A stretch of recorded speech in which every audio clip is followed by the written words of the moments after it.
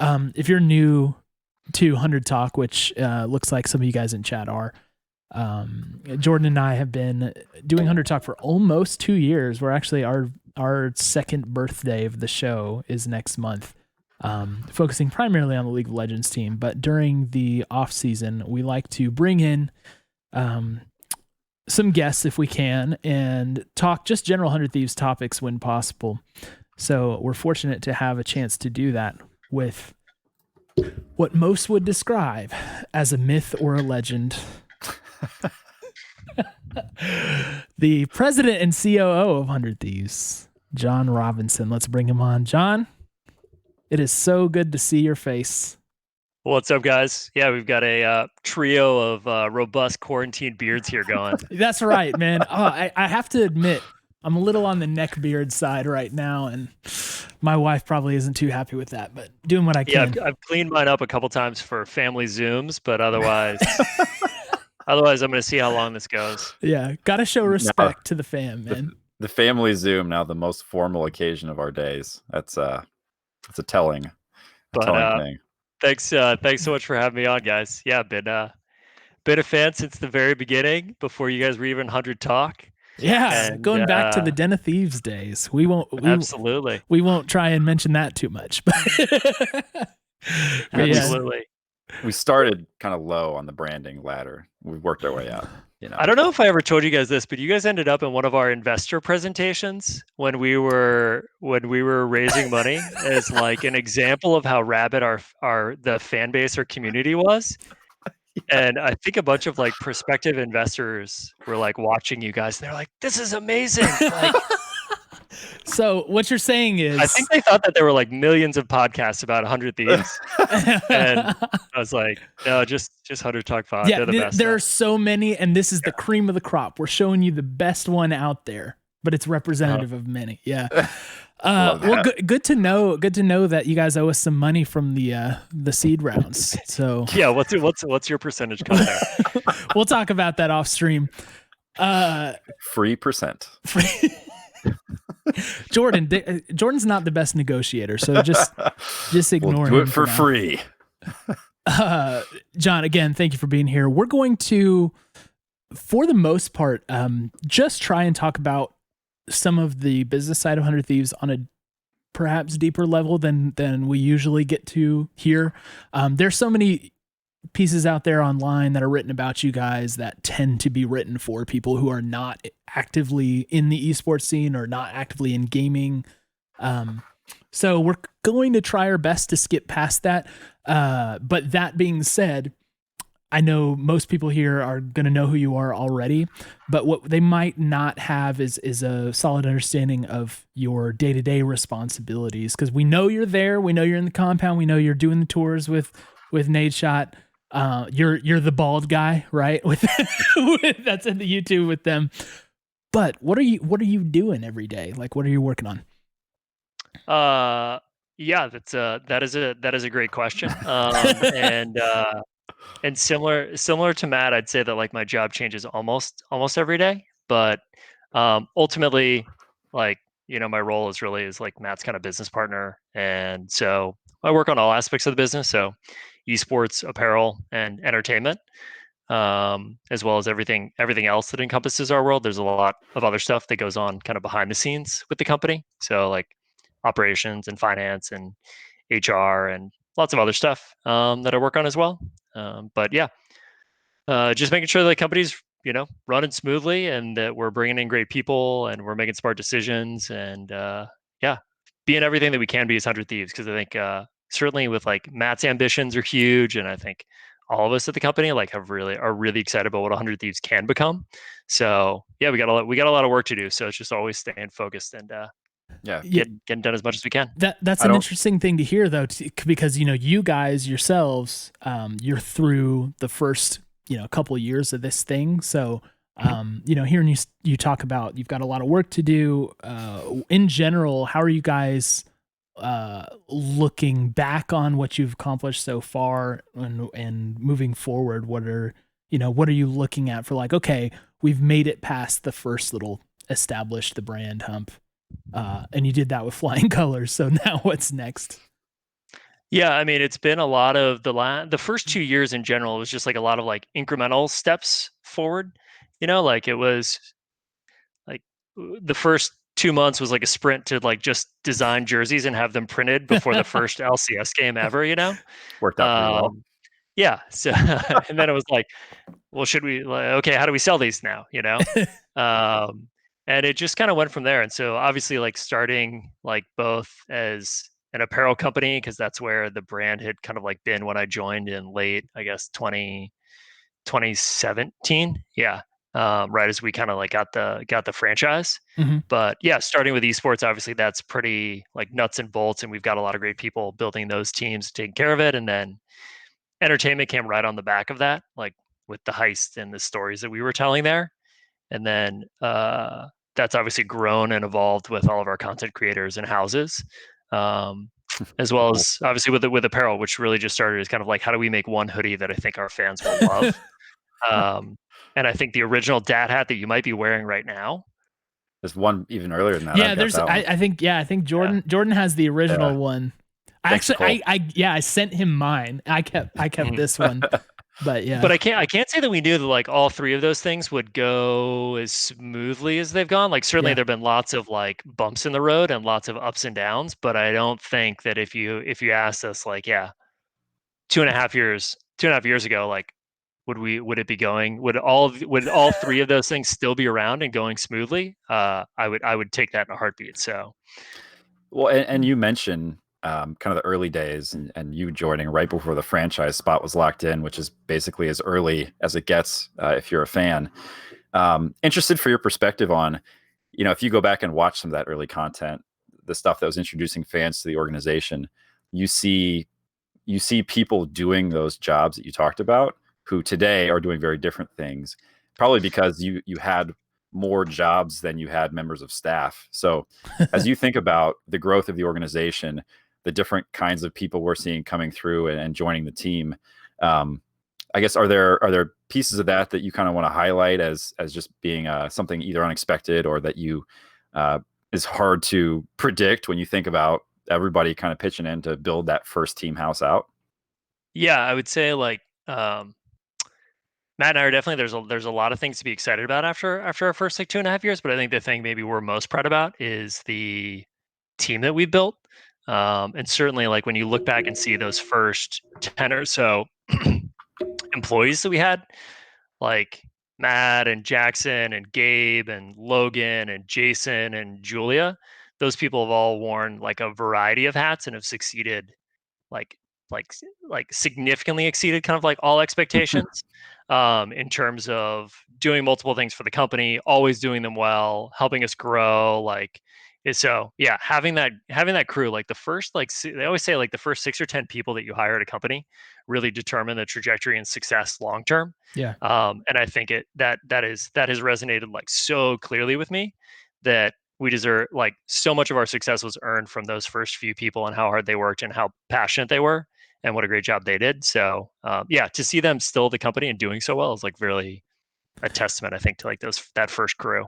I like the analogy that we had Blake on the show a long time ago, and he talked about it felt like you guys were building the plane in the air, building it around you.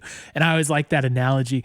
Is there anything in particular you'd point to with these people? Like, what is it about them that led to exceeding expectations, building the company beyond what was maybe thought possible in the early stages? Like, what is it that you're looking for in those first hires that is the key?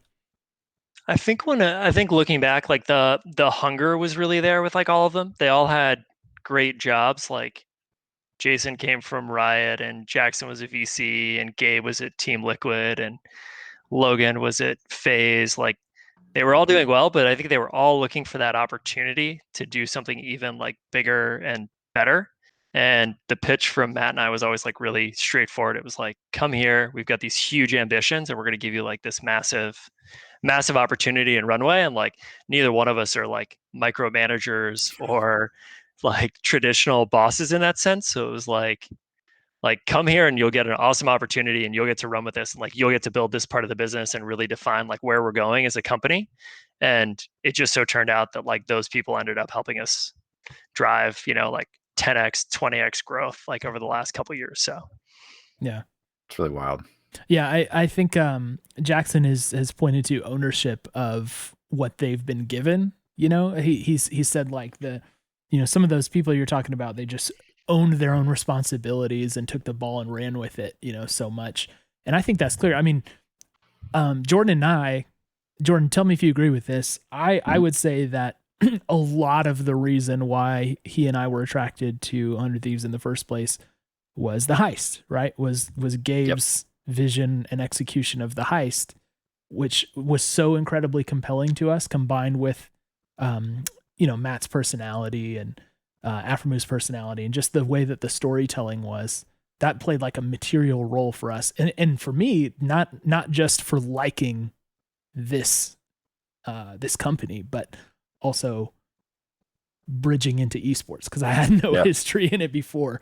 I was like, I don't really want to touch this. I felt this. the exact same way, and actually, like part of my origin story was I was living in San Francisco before, and I was talking with a couple of esports teams about my options. Yeah, and I remember watching the video of Matt hanging out with Prolly. Yeah, that was I think the first one I watched too. Yeah. They were like going to scouting grounds and then getting burgers.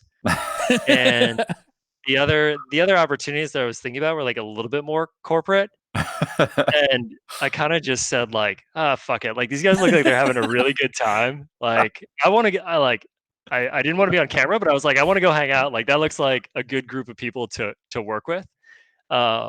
And that's so I think we all kind of like fell in love with 100 Thieves in one way or another through the content and just like seeing the people. So yeah, don't awesome. underestimate the importance of your content is the lesson moral of this story. And Gabe, I'm looking at you in chat. We all have so much owed to Gabe on the early work here that got us in the door. Yeah. Before you guys really took off. So, John, now that this thing has been rolling for a while, you already mentioned what you view as the three main focus of 100 Thieves: apparel, esports, entertainment. Can you talk about your vision for those three pillars, like what they form together in an ideal world? If all three of those are firing on all cylinders for you guys, like what does it look like, and how does that synergize to build your company? We definitely see them as all like very complementary. We kind of see it as like one business that works together with all three of those things, as opposed to like three separate businesses. So if it ever feels like they're like different or going in different directions, that means we probably aren't doing things like as well as we should be doing. We kind of refer to it as it's like a flywheel of all these things. Like, so esports, if we're doing really well, that's something that like we want to play in the biggest games in the world. We want to play the games that matter. And I think our commitment to our fans is we're always going to try to build world championship caliber teams there. And so I think we're really happy with being in League and being in CS and being in Fortnite right now, especially with the quality of teams that we have. And how well we've played, frankly, whether that was the opening season of League making Worlds or, winning majors last year in COD. I don't think we're ever going to play in like 6 games or 10 games.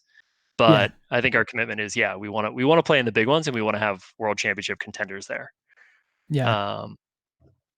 You're talking about kind of the connection of that. So you've got the entertainment piece is like, how does that factor in exactly? Just because it feels discreet in that it oftentimes is appealing to a completely different set. Like the audience is just different, right? Somebody who is a diehard fan of the peak of athleticism and accomplishment maybe isn't so interested in some of the entertainment stuff and vice versa. So how do you see those two kind of playing together? Yeah, the entertainment side definitely has like evolved the most. It is really organic in some ways, in the sense that like it started with a lot of, you had Nadeshot doing like really heavy personality driven content. And then you had the heist, which was kind of like hardcore doc stuff. And so I think it's evolved where we've just let it play out and really tried to listen to the audience and like what they wanted and what works, which is why we've continued to do a bunch of doc stuff like the heist and the Thieves, but also as we bring in Courage and Brooke and Ray and the Mob, it's like clearly our fans want to see more from them. So we're also trying to give that its fair share of airtime, and also just see like what is what's relevant, because like Matt built his huge community on the backs of his vlogs and his channels, and so like entertainment was always going to be like a core pillar of what we were going to do, like transparency for our fans, storytelling, entertainment. Like, this isn't like life or death, we must win this game, or else like 100 Thieves like dissolves. It It's all like we're falls trying to have a apart. fun time here, man. Like we're playing video games with like some big personalities. Like we should be having a good time. So that's how we see entertainment for sure. See, Jordan, that was some subtle instruction to us who often treat the League of Legends team as life or death. So we'll internalize that lesson, John. We'll make sure we listen to you there. I mean, trust me, like after we got knocked out in the playoffs, it's like I don't know if I got anything done for like a week. I was so like, like I mean, trust me, losses hit hard and like we really want to win. But there's always another opportunity. Yeah, it's like a good reminder that there is. I mean, yeah, and it's more so that like with some traditional esports teams where like when they're not in season, they can just kind of like go away for 3 months or 4 months or 6 months. We never wanted to do that. It's like we always want to be there for our fans and the community. Yeah, which is super important, I think, to brand building. Now, on the kind of apparel side of things, it seems like, just based on the comments, especially from Nadeshot, seems like the apparel was really one of the starter ideas for the brand of 100 Thieves. Like, this is an apparel company, and the other stuff kind of came as a delivery vehicle for it, So obviously there are some crossover there, but it seems to kind of morphed from that point. So can you talk about how apparel has evolved for you guys a little bit, from the seed of the whole idea into, being just kind of another expression of the brand? Yeah, again, this really started with like Matt's personal passion. Like Matt had worked on 100 Thieves and created 100 Thieves specifically because he saw like what was being developed like 2016, 2017, like what was being like marketed to gamers as like gaming apparel. Yeah. And I think he was like personally offended by how bad that stuff was. And he was just like, look, like this doesn't, like it just doesn't resonate with me. So like I think I could do something that, the community will love. And he did that, And then so yeah, I think that was like the summer fall of 2017. And so I think we got like a very brief glimpse into the potential there. And then that rolled into, the Geo hoodie and a few other things. And so like all of these I would just say is like when we were getting the business going, we had a lot of people weigh in on what they thought 100 Thieves should be. And we had some people tell us like we needed to double down and buy an Overwatch franchise and move to Chicago, and go all in on esports. And we had other people that were telling us we needed to go like all in and be pitching shows to Netflix right away, and we shouldn't focus on anything else but that, and just be like an esports production company, Mm-hmm. And then we had other people that were like, you should be Nike. Like, what are you doing? Why do you have players? Like, you should just go sponsor everybody. And so like we had so many opinions coming in telling us like what to do. And we just kind of stayed true to Matt's initial like hypothesis or thesis that like all three of these things were going to matter. And let's just see how they develop organically on their own. And when the fans were just like, yeah, this is great, we want more of this, then it's very easy to just say, okay, what's the next step? Like, let's do a little bit more of that. And then 2.5 years later, you kind of get to where you are, where we still feel really comfortable saying that all three of those things are equally weighted in our mind. And making sure that they all have like the oxygen they need to breathe and like the resources they need to continue to grow. Can I ask for a clarification here? And I think when you say like these things are equally weighted for you, I'm assuming, correct me if I'm wrong, you're talking more about like in terms of like the brand equity, because I would guess, being on the outside here, and you don't need to give anything away here, but I would guess that some of these pillars have better revenue opportunities than others right now. Some are more of a waiting game than others. So, you guys are not just like this media company who's, figuring out what the brand is and doing cool stuff. You also are in the process of trying to build a sustainable company, So how do you weigh the exploration of these three pillars from like a brand, like again, a brand expression point of view with the revenue point of view as well?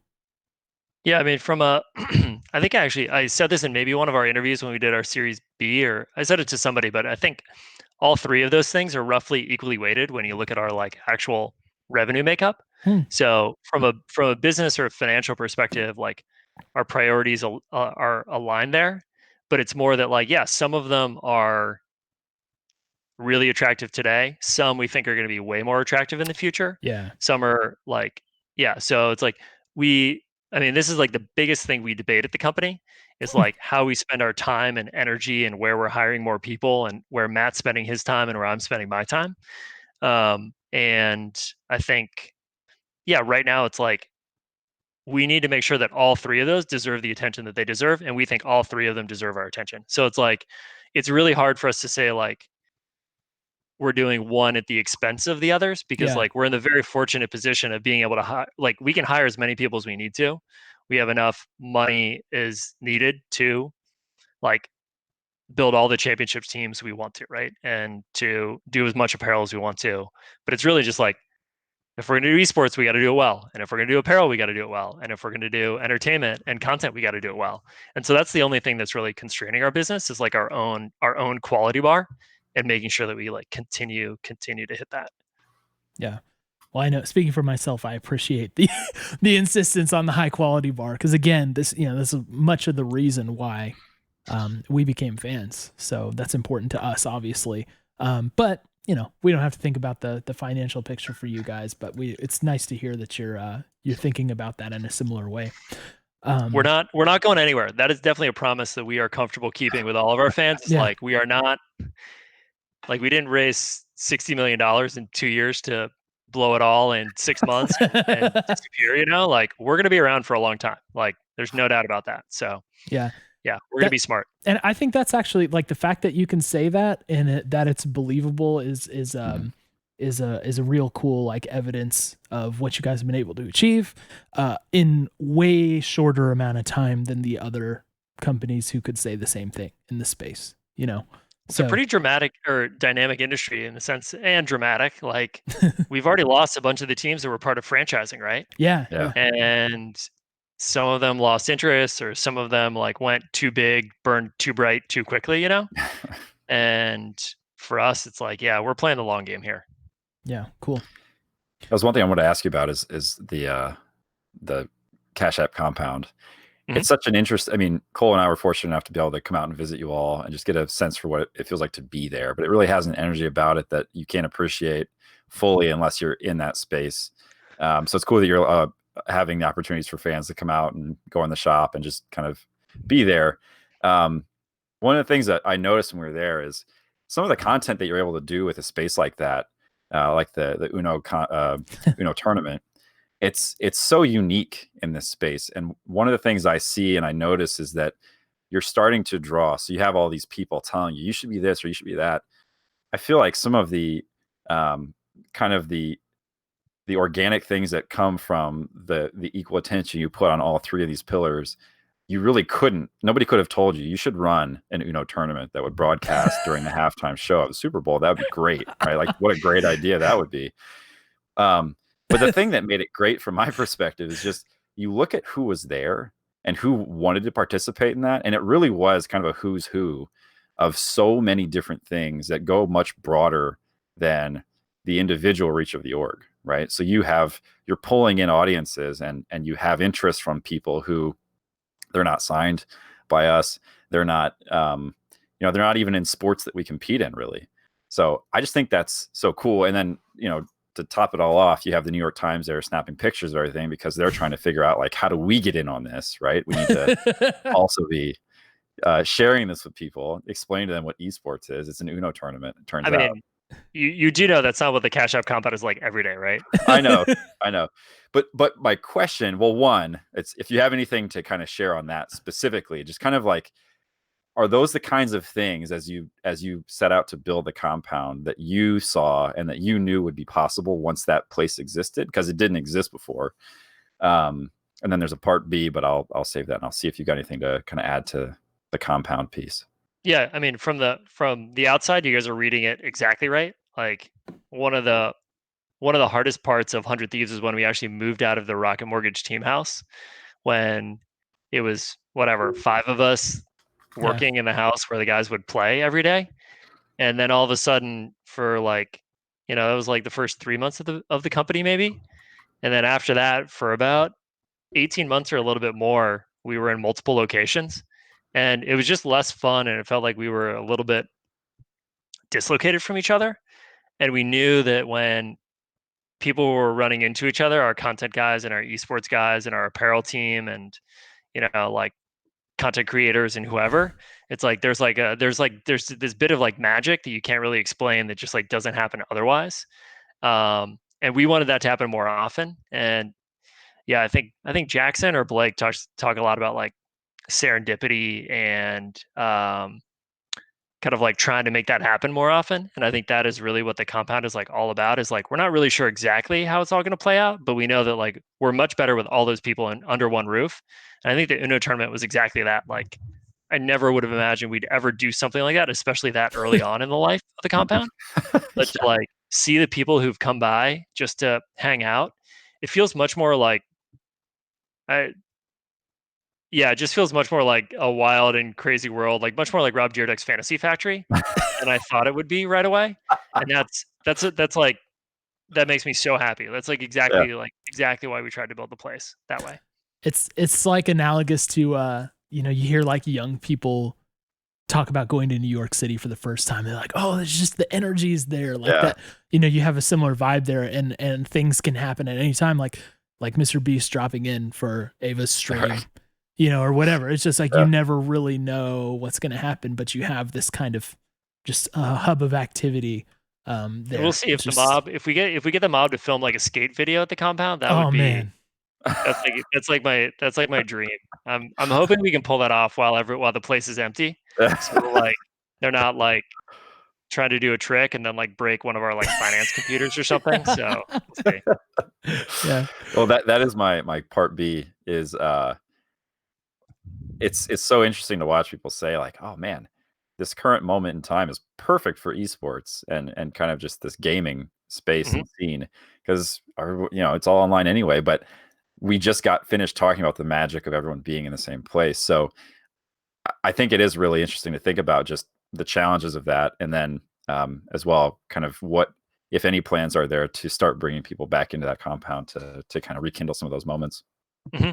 Yeah, so obviously like a pretty big bummer to spend like a year and a half designing and building a place and being in for only a couple of months. But honestly, we haven't had like too much time to like reflect on leaving, because like the week after we left, we threw the Warzone from home tournament. Yeah. A week after that, we threw our VALORANT tournament, and now we've got 10 other things in the works. And so like, it's not like we were all sitting at home playing games being like, oh man, like what a bummer. So what do we do now? Yeah. We're it's like, I don't know, it's like 2 minutes out of my day when I'm like, oh man, I wish I were at the compound right now. And then we just move on. But yeah, we're looking forward to getting back. Right now we still have, I think our CS team goes there to play for internet. And I know our league team was still, a couple of the guys were still using it as we were going through playoffs. I think it'll be in the near term, like the rest of this year, like much more for our competitors as they need it, and much more for production, because frankly, like that center bullpen that would hold 40 people, all of us can work remotely or from home. So I think it's really to help bring those crews together. But yeah, we'll see. We just have a long way to go. I mean, we're just being really conservative, like taking care of our play. Again, we're here for the long term, man. We're not going to like lose somebody to COVID, because like Matt and I are putting people to work. Like we're gonna be smart, and we're gonna be safe here, and like we want to take care of our players and take care of our staff. And so we'll be reintegrating probably slower than most companies. And you're finding plenty of audience with the stuff you're doing. So I saw some of those graphs from the different VALORANT tournaments that have come up, and you guys got that one. Yeah. Again, like another great example, like Jackson, Julia, like Gabe, Mike, like a lot of our OG team just like coming up with crazy ideas and then just like running with it super fast. making it happen in like whatever 3 or 4 days time. So Yeah. Nice. awesome stuff. It's not, I mean, Jordan mentioned the Uno tournament. Clearly there have been other sponsored things along the way. I know like my brother, who is completely outside of like esports and gaming in terms of fandom, like he plays video games, but he doesn't like, he's not really a gamer. He doesn't spend his whole life doing this. He texted me, he was like, hey, I just tuned in to Nate Shot's stream for the first time. I'm watching this Chipotle Warzone thing. What's going on? You know, so like that sponsor content's starting to reach. It's cool to see you guys have these partnerships. Recently you just introduced the JBL partnership. I think you've even got the headset on, right? You got doing the JBL Quantum thing. 400s. Yep. There you go. I wanted to ask Shout you out JBL, best audio in gaming, best audio globally. I was gonna say, no, for real though. Like we use all their audio, like in our we use their speakers for our pop up, and they like blasted the place. Yeah, it was amazing. That was really, really cool. Yeah, we were working on that one for a long time, and then we had to keep delaying the announcement because of our pushback. But like we've had their products, and we've all been wearing them and loving them, so we were like dying to get this out. So yeah, they've been fantastic. But sorry to cut you off. No, that's fine. That's more of what I wanted to hear. I know, like I personally, I had a stack of JBL 890s, like the big tower speakers, and I forget what the sub is. I think it's LP4 sub. Like had this massive like system in my last house. Unfortunately, I had to get rid of it. The wife had some issues with it, but great company. But the thing is, to me, this is my outsider take. You can validate this for me if it's right. To me, this signals like, I don't know, just more about what 100 Thieves is about in terms of brand alliances, because you're not announcing a partnership with like whoever was there and willing to like partner with you on audio. Like this is JBL. This is an established brand, very like high quality product, very respected brand. It's more of, it's more of that premium product category. And best audio in gaming. You said it yourself. Yeah. So is this like kind of something that we can expect more from you guys in the future as these alliances with 100 Thieves is like a higher end partnership thing? Like what's going into that for you guys? Yeah, I mean, obviously, like there are other brands that we would love to stand shoulder to shoulder with, and like we've got a huge amount of respect for. Like we're just really happy with the brands that we've already kind of aligned with, and I think moving forward, you're going to continue to see us hold like a pretty high bar in terms of like who are those brands that we work with. So yeah, we're in like a great place where we're definitely not like, beggars can't be choosers, but we're in a really good spot where like we don't necessarily need like more partners right now. So if we do something, it's only because we like actually believe in it. And in a lot of ways, like from the very beginning, and there are lots of stories I probably can't tell because they're like former sponsors of Matt's or ours, but like we just learned a lot really, really quickly.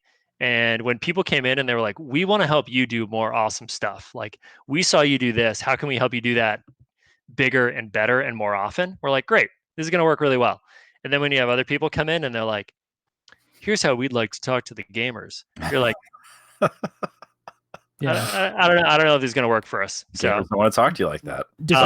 Different kind of philosophy, right? But yeah, shout out to Cash App. I was gonna say it if you would. Shout out to General Mills. Shout out to Chipotle. Yeah. And of course our newest partner, JBL. They've been fantastic for us, and like we actually love all of their products and use all of them. So it's very easy for us to get behind these things, and they've only like literally like they've done so much for us, whether it was like the compound or the house or our Fortnite team, or like it's we're big fans of all those companies. Yeah, I remember. So actually, when you guys did the Uno tournament, this came up with my boss because I had taken time off to go out there, and she was asking about like kind of what we were doing or whatever, and I mentioned the Uno tournament. She said, "The what tournament?" And I was like, "Oh, it's an Uno tournament. They did like a $500,000 prize pool." She's like, "How much for an Uno tournament?" And I was just in my mind, I was like, "Shout out Cash App." It's just something unbelievable when you talk about a brand enabling you to do something that is beyond normal. Again, like 2.5 years ago, if you were like, cool, you'll get to work on apparel and entertainment and esports, that makes sense. But like, would I be, working on like throwing like counter programming to like the Super Bowl, via Right. like tournaments? Like, yeah. But this is like part of the world of like, if you join 100 Thieves, you got to be ready to like roll with this shit because Yeah. it comes at you fast. Right. So you mentioned going up against the Super Bowl. Mhm. There has been. It's actually interesting. So COVID-19 has kind of forced some bridging of the gap, I think, between traditional sports fans and esports fans. There has been historically a pretty solid rift there in the middle of those two groups. I just think of like every time ESPN would tweet something that mentioned gaming, and people were like, that's not a sport," that kind of thing. We've in some respects evolved past there. I know like racing actually bridged the gap a whole lot during this time. Mhm. But it still exists. There's still this chasm there between the two.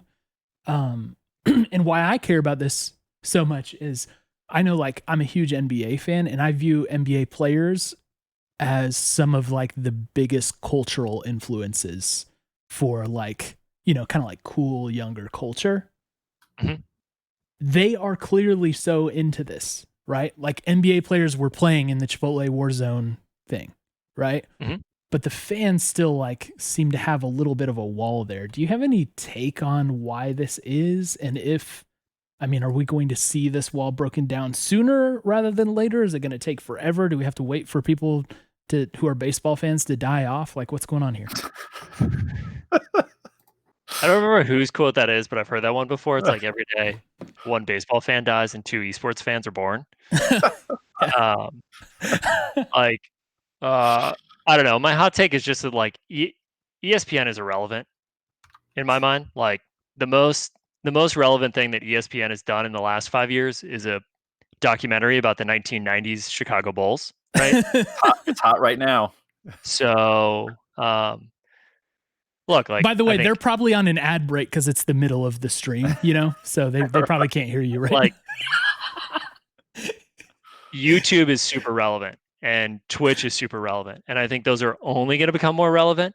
So, like, fighting to take our place on a platform and a medium that is rapidly declining, I think is just like not a priority for us as like 100 Thieves or the leagues that we participate in. So it's like, look, getting on ESPN obviously creates like that's like a great press release, but I don't think it changes our business at all. And so I think like it's just like not worth it. Like we can put so much time and effort into cultivating fans that like have a potential interest, but like going after the people that literally hate esports or like only want traditional sports, like trying to convince them is just like not worth it. And we're also like we're riding the backs of like these massive demographic trends towards gaming and esports being more popular. And so I don't think it's not constructive to try to like get in these fights or convince people when it's just like kind of a matter of time and we're just going to let it play out. So I've heard that question kind of talked about in a couple different ways and forms. I think that's the most satisfying answer I've ever heard to that specific question. So I'm just going to consider that the answer, that traditional sports don't really matter too much at this point. no. Sorry. So I love traditional sports. Like Right. But like started that, getting started my into like career working in breaking in. baseball. I love baseball. Yeah. I wish it weren't dying as fast as it's dying. Um, but like, yeah, in I've said this a few times, like in whatever 20 years, I think it's going to be basketball and soccer and esports. You know, Mhm. so it just kind of depends on like how quickly, whether that's 10 years or 20 years or 30 years. I just like it seems like the writing's on the wall right now. Right. Yeah. So It's it's just the task is not to become like take the place of those. That's already going to happen just kind of naturally over time. Yeah, it's not like we're gonna win that by like Yeah. convincing one NFL fan at a time, right? To come Right. over. No, this is a generational thing. It'll Yeah. take a little while. it's just always seems so wild to me because the athletes themselves so clearly love it. It's like the athletes that are revered by these fans are so into gaming. Mhm. So it just seems like I can't understand why the fans wouldn't be able to like travel with them on that that gaming journey, you know? Yeah, but it's also interesting. Like if you look at like the the average baseball fan is like 71 now, I think, and their sorry, their affiliation is traditionally like with teams, right? Whereas if Yeah. you look at the NBA, you have a lot of people that are now like, I'm an NBA Twitter fan, or like I'm a LeBron fan and a Westbrook fan. Like that's amazing, right? So I think esports is like catching all of those things. Like there are a lot of personalities that you love. There's a lot of transparency. And like NBA is kind of like the same, right? It's like younger fans are more likely to affiliate with personalities and teams as opposed to like just teams. And I think esports is like building the structure. And you see us doing this as like both a team and a collective of content creators, right? Where we want to put those personalities kind of front and center of what we want to do. Well, does that give you worry though when it comes to the long-term health of 100 Thieves? If you've got people who are fans of athletes or creators that you have signed, and if those contracts are not renewed, where does that leave you? Do you guys feel like,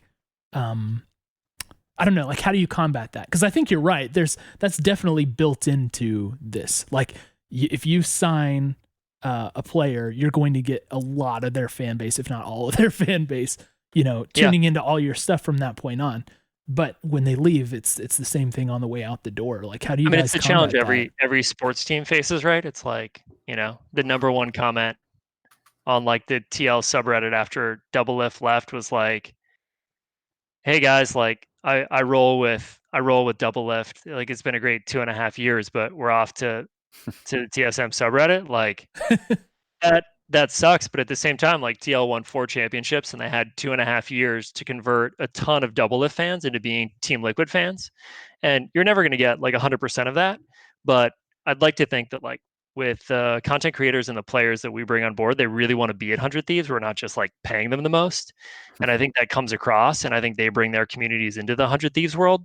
And so even if they do leave and go on to different things or bigger things or whatever it may be, it's like, we'd love to just see them as 100 Thieves alums as opposed to like, you're not on our team anymore per se, right? Yeah. So I don't think we hold that. Like there are a lot of elements of traditional sports that were much more combative than I think we'd like to be, right? And so there's we no think burning like, jerseys, right? No, absolutely not. It's like yeah. It's like on Saturday Night Live, if you leave Saturday Night Live and then go make a really successful movie, they don't like burn your DVD on the next Saturday Night Live, right? Yeah. So That'd be a I'd good like to skit, think, though. like, if some of our entertainers or athletes like leave, like with all of our players, we've like certainly wished them well, and a number of them have come back, and same with content creators. Like there's never going to be like ill will. And then I think it's just up to us to like do a great job of making sure that like we really help them grow their careers so that they want to be here for a really long time. Well, John, mark my words. If you guys ever let go of someday, this jersey I'm wearing is being set on fire. You say it's not an exact 1-to-1, but the amount of love that still exists for our COD team, even though they're no longer signed to us, and the affiliation they still feel to us and the fans, I think that speaks for a lot, actually. Yeah. Yeah, we love those guys. Like obviously that was a really tough decision. Like, it feels to me like it's still the most beloved team in COD, right? Like hasn't been a team for a whole season now, but everybody still has fond memories. Got the jersey. Exactly. Yeah. Yeah. Gosh, I know I have the fondest memories. It's hard to like not post like crying memes and stuff every time someone mentions the 100 Thieves COD team. But yeah, speaking of esports, we've got one on the horizon here with Valorant. Jordan mentioned the tournaments you guys had, which, am I right to say it was like the earliest tournament put on by an org? I think it was the first one, right? I think we were the first outside tournament thrown, period. Yeah. And I think I saw the numbers were approaching. No, sorry, there was like maybe one other, but I don't know if they had Riot approval. It was a little sketchy. So we were the first to be like Riot approved. Okay, gotcha. So we're the first over the table one. Yeah, exactly. It was Rec League. That's who. Yeah, Rec League Valorant. I think I saw the numbers where you guys had approaching 500,000 people tune into that. which is gotta feel incredible if you're Riot, watching that happen, and feel incredible for you guys as well. But they have also announced that their plans for the competitive scene are going to be very measured, and at least for the near future, they're going to let outside forces kind of develop this scene, kind of, of course, not without their input or without their guiding hand or whatever, but we're not going to see a franchise league in the early stages of this. Do you care to share any thoughts on what the scene is shaping up to be in your eyes? What you think the trajectory of competitive Valorant is? What you hope will happen in this space, and maybe on what timeline? Sure. We're really excited about Valorant. I think it's an incredible game. I think it's going to be an incredible esport. So just get that out of the way first. It's really interesting, like how much has changed since Riot launched League of Legends 10 years ago, right? Like they were able to, in the same way, like we have every year do things bigger and better, right? League started out really small, and so Worlds could start really small, and esports for League could start really small, and then they could let it grow. With Valorant, it was like day one of the closed beta was like I think it was like 10,000 viewers away from being the most viewed game ever on Twitch. Yeah. Outside of the League of Legends World Championships, right? Yeah. So it's like, how do you responsibly start up an esport when you're already the biggest game ever of all time? Like, it's very hard to do that in like a measured way, because I think Riot does a great job of listening to the community and growing with them, right? And so I think they actually took like a relatively, like, I think it's a pretty smart approach that they're like, we're going to throw a few events and others are going to throw a few events, and we're going to see how these go. And then we're going to learn from those and then go from there. So I think it's a disciplined approach. And I think there's still enough structure and framework that teams like us that are really interested and want to get in, we can get in whenever we want. So I overall, like, I like it. We'd certainly be open to a franchise league if or when that happens. But for now, yeah, we're just like excited to see how things develop, and like we're still super bullish on the game. Are you able to say publicly if you guys plan on actually signing a team before, say, franchising is in place? Matt said that he's really bullish on the game. Like I'll say I'm really bullish on the game. Jacob said he's really bullish on the game. The timeline for when that happens though is just so unclear, right? Like, yeah, it's hard to say. We certainly don't want to be too late, but it's like, there were players that were signed before the closed beta was even launched. Yeah. So signing players who literally have never even been able to play the game seems risky as well. So yeah, we're just trying to balance that.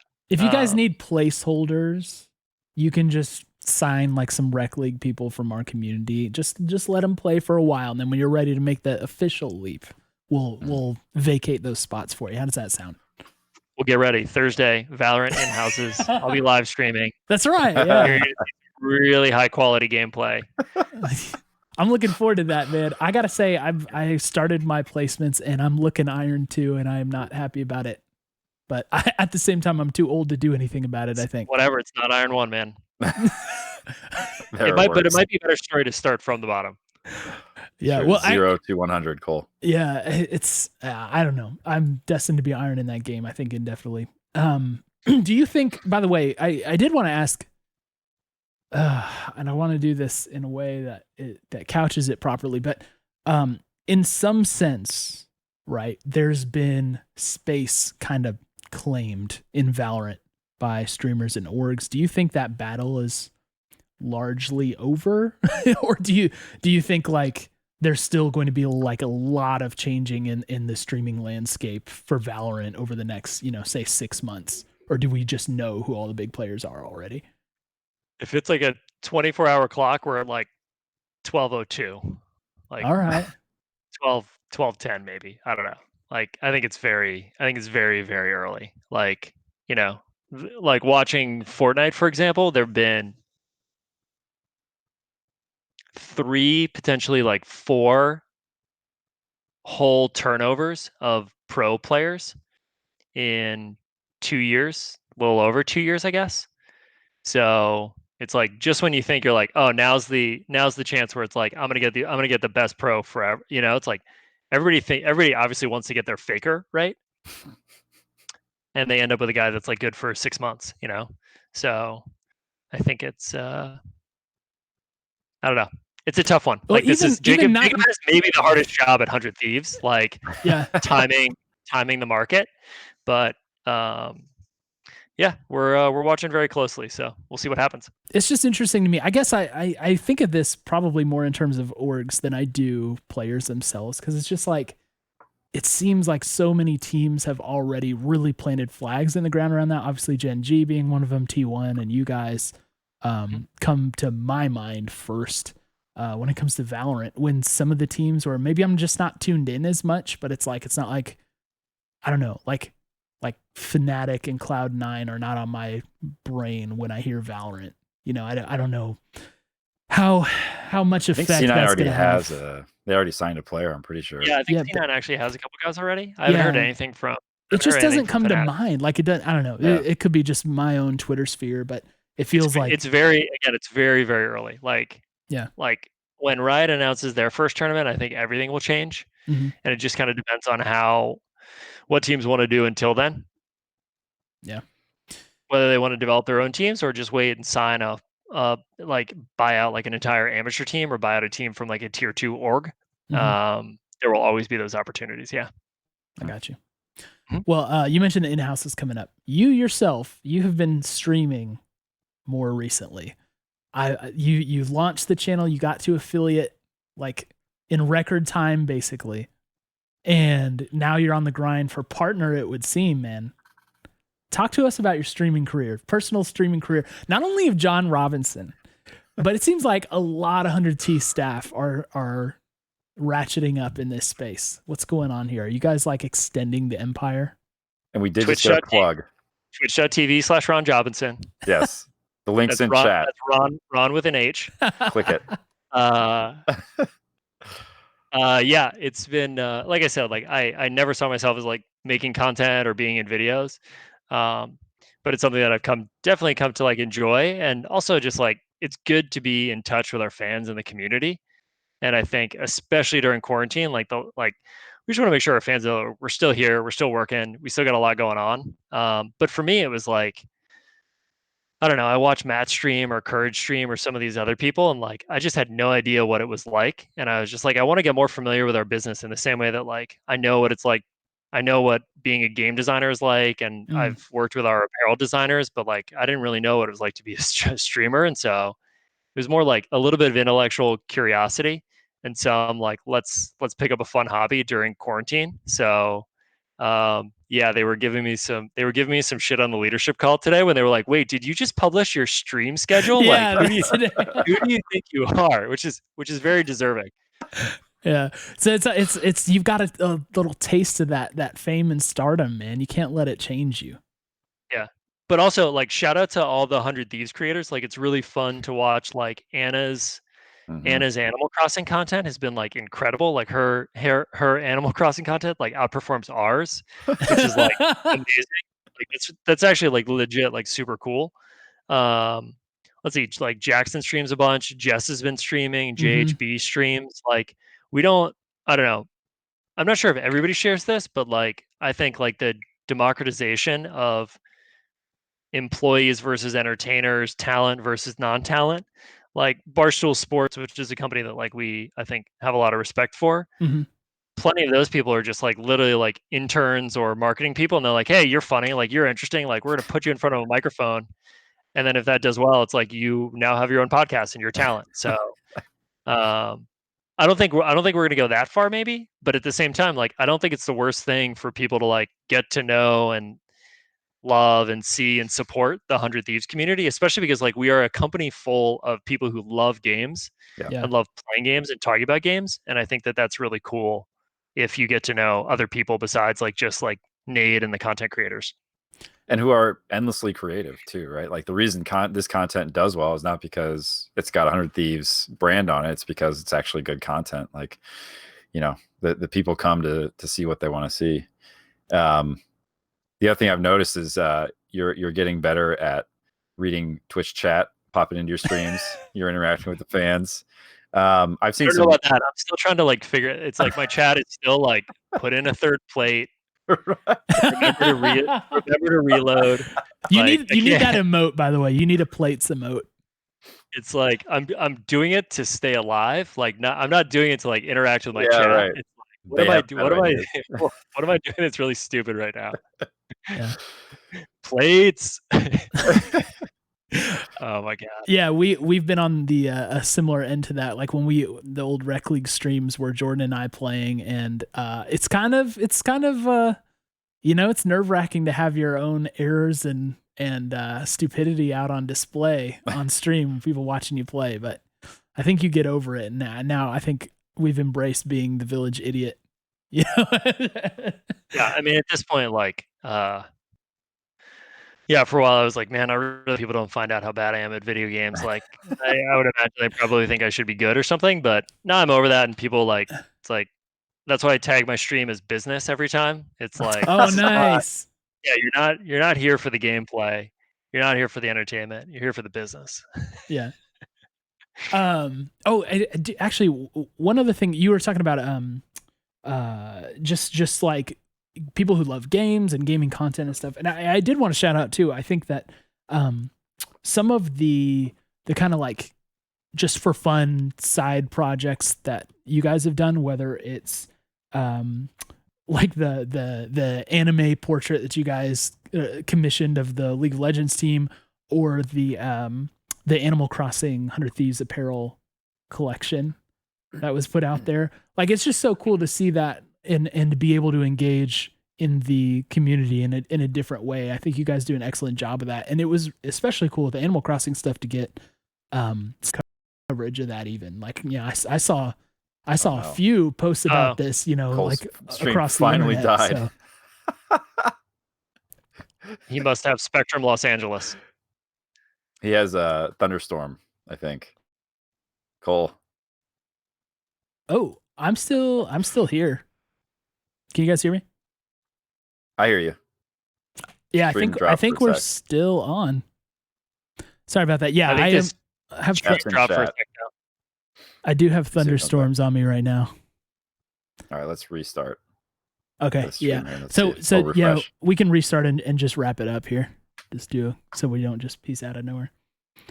Okay, we're back. We're back. Guys, sorry about that. There are thunderstorms in my area right now. Actually, a second day in a row that we've had crazy thunderstorms.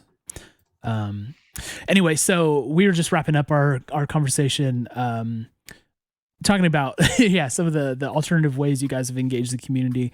John, so going forward, we'll wrap up here. Is there anything we should be on the lookout for from you guys? Anything you want to, any message you want to deliver to the most passionate 100 Thieves fans, which are the ones that are here in the 100 Talk community?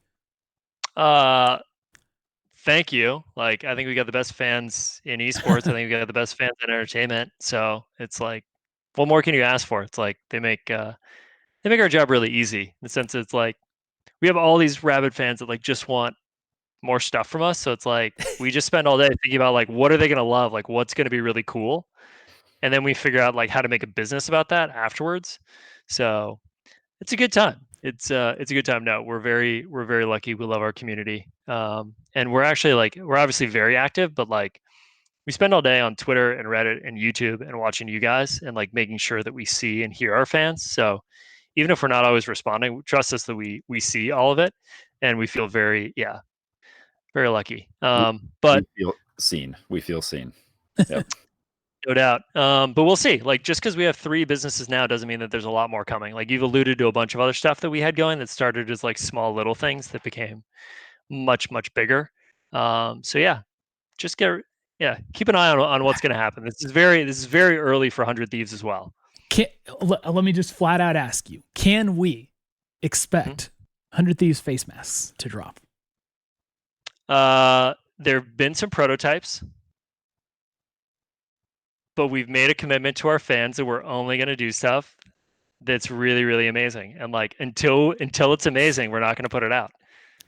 I was gonna say, I mean, I know a few people who would say that that's probably an amazing product already, and would love to get our hands on stuff like that. So just putting that out there for you. I hear you. They were a good start. All right, John. Before we go, Cole, we should have John pick who we're gonna raid. Oh yeah, that's right. We got to do a raid. Target. Fine, John. We also accept your own stream if you are going live. That is an acceptable answer. You know who we should go raid is let's go raid Stunt, man. Awesome. I love Stunt. Worked really hard. Great player. Played really, really well. Especially the tail end of the season. Like, let's go raid Stunt, man. Sounds great. All right. John, we thank you. Yeah, show him some love. John, thank you for being here with us tonight. A lot of fun, and appreciate the candid conversation. It's nice to pick the brain of like the resident smart guy of 100 Thieves. We've got a lot of love for you, a lot of appreciation for what you do. So I can't wait for you guys to come back out to LA. And we can't wait to get out there either. Yes, absolutely. I'm gonna clip that and send it to you as soon as my flight's booked, just so you cannot forget that you just said that would happen. 100%. And hey, when we were out there, Mike said the same thing. So we've got a witness now. All right, dude. Thanks for being here with us. Chat, stick around. Let's raid Stunt. Have a good one. As always, see you guys. We love you. Miss you already.